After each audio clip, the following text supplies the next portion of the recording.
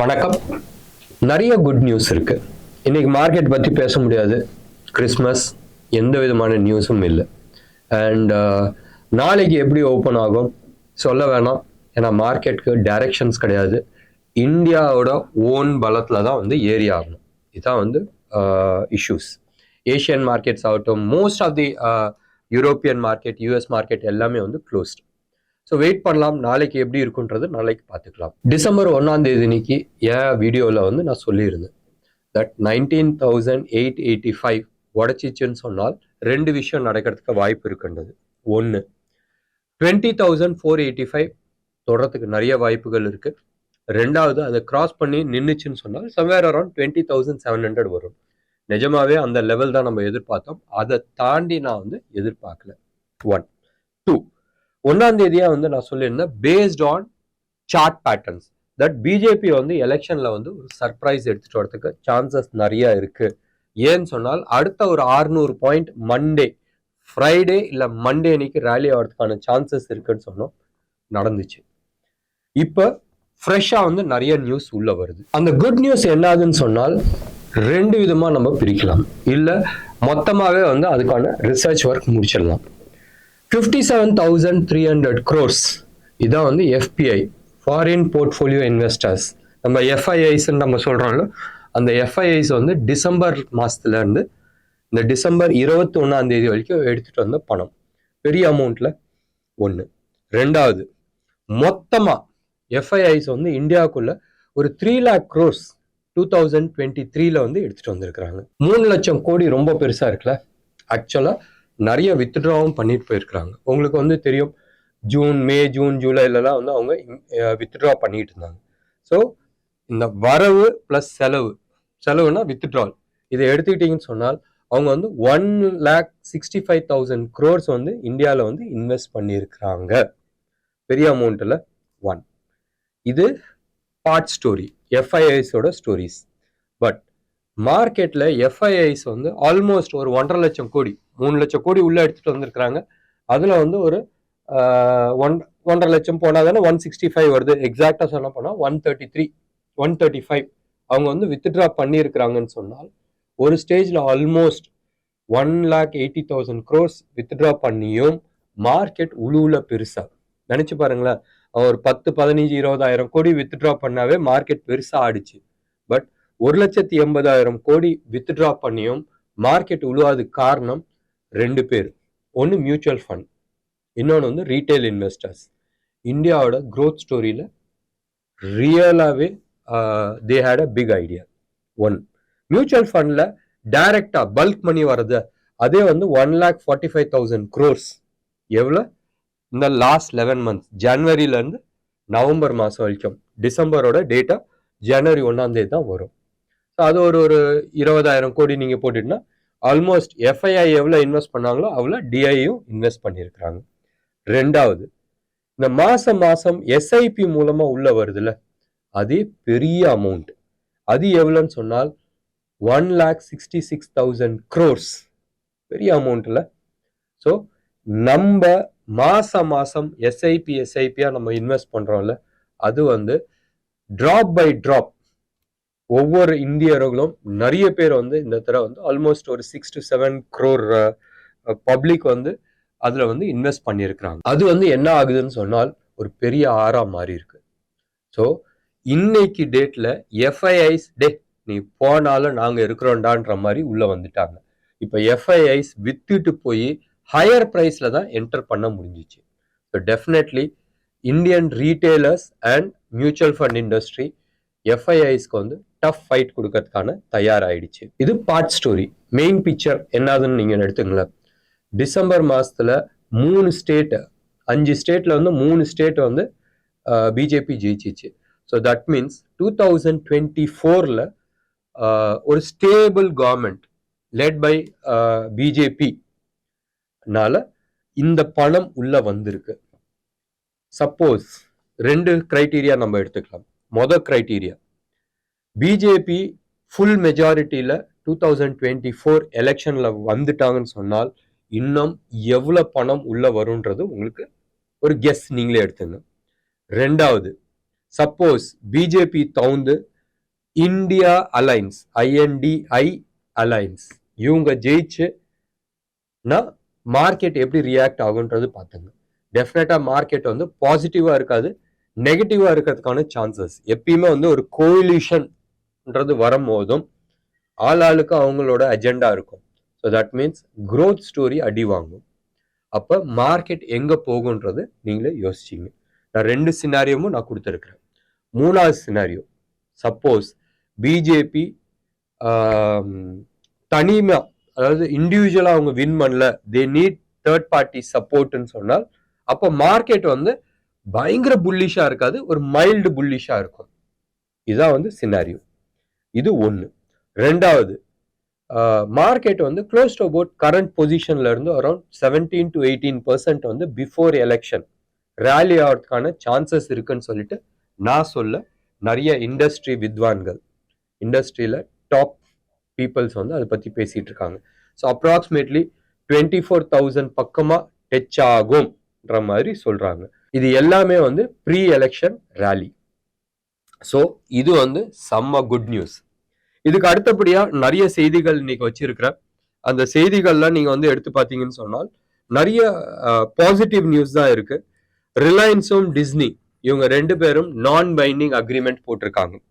Reliance வந்து டிஸ்னியை வந்து take over பண்ண போறாங்க.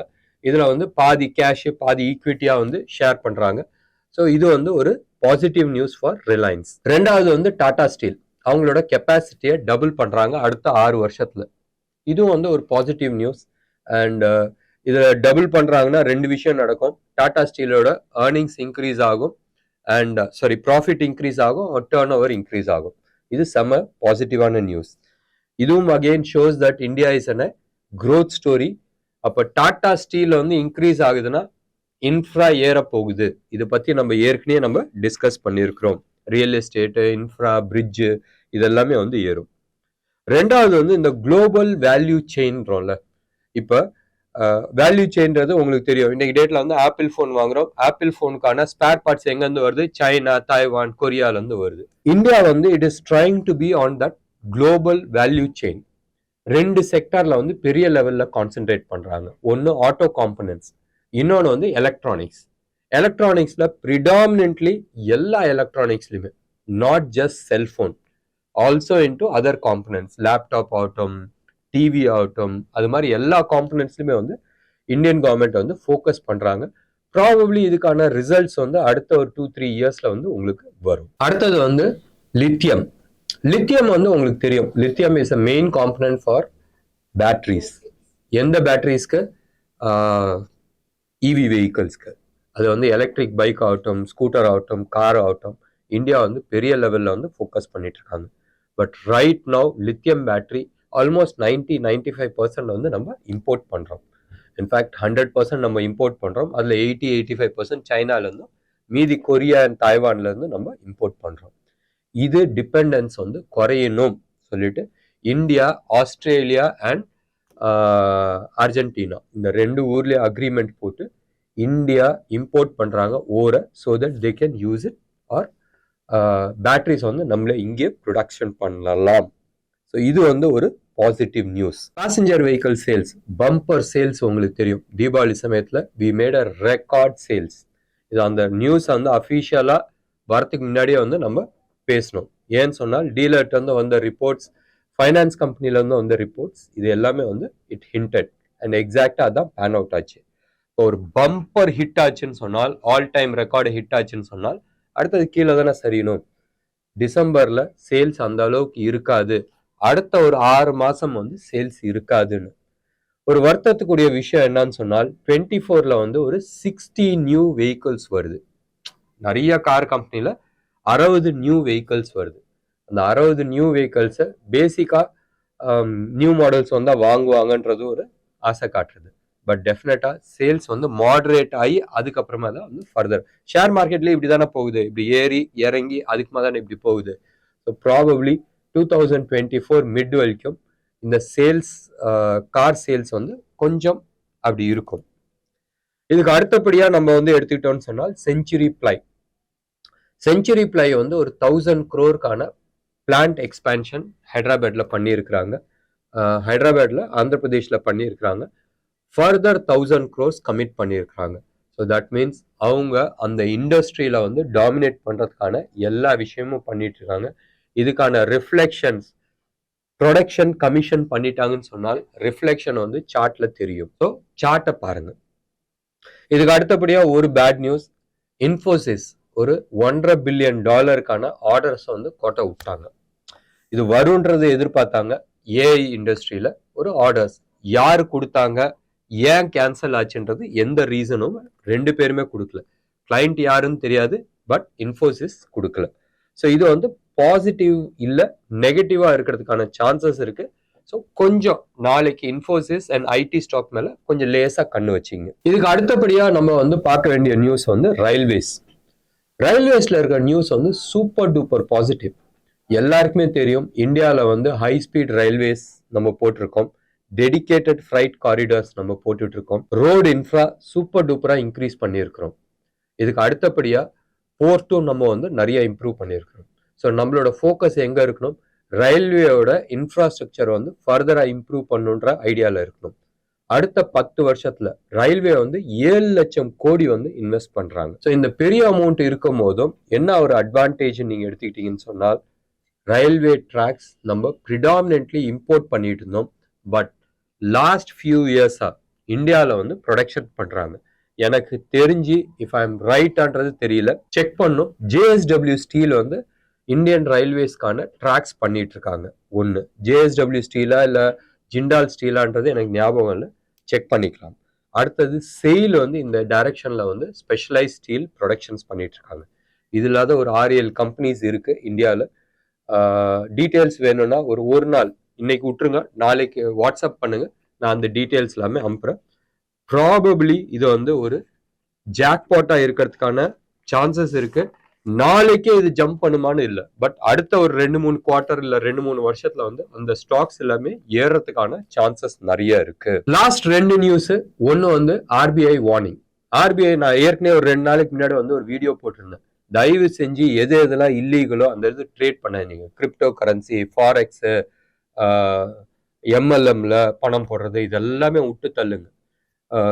கஷ்டமா இருக்கு. நிறைய மக்கள் வந்து பேசும்போதும் இவ்வளவு லட்சம் விட்டுட்டா, இவங்கள்ட்ட போட்டா காணாம போயிடுச்சு, அதை பத்தியே தனியா ஒரு வீடியோ போடலாம்னு தோணுது. நேத்து தான் வந்து சாட்டர்டே நிக் வீடியோல வந்து நான் சொல்லியிருந்தேன் தட் ஹோசூர்ல இருக்கிற சில பெரிய கம்பெனிஸ்ல குரூப்பா வந்து நிறைய பேர் லூஸ் பண்ணாங்க ஆப்ஷன் ட்ரேடிங்ல இருந்து.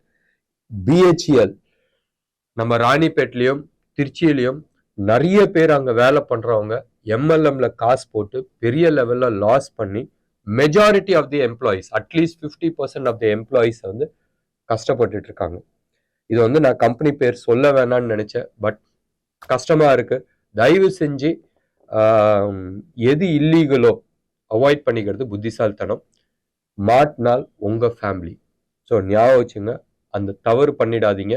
ஏன்னு சொன்னால், ஒரு தவறு பண்ணிட்டோன்னு சொன்னால் அந்த தவறை விட்டு மீண்டி வர்றது வந்து 8-10 வருஷம் ஆயிடும். 8-10 வருஷம்ன்றது எங்கன்றது இருக்கு.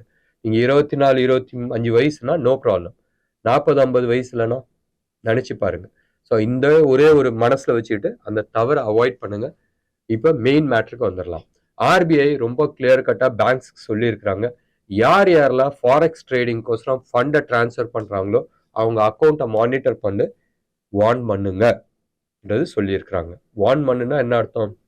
அஃபீஷியலா அக்கௌண்ட்டை பேன் பண்ணுங்கன்றது அர்த்தம். அடுத்த நியூஸ், கிறிஸ்மஸ் இன்னைக்கு நியூ இயர் வருது. டாஸ்மார்க்ல செம்ம ஜாக்பாட் சேல்ஸ் இருக்கும்.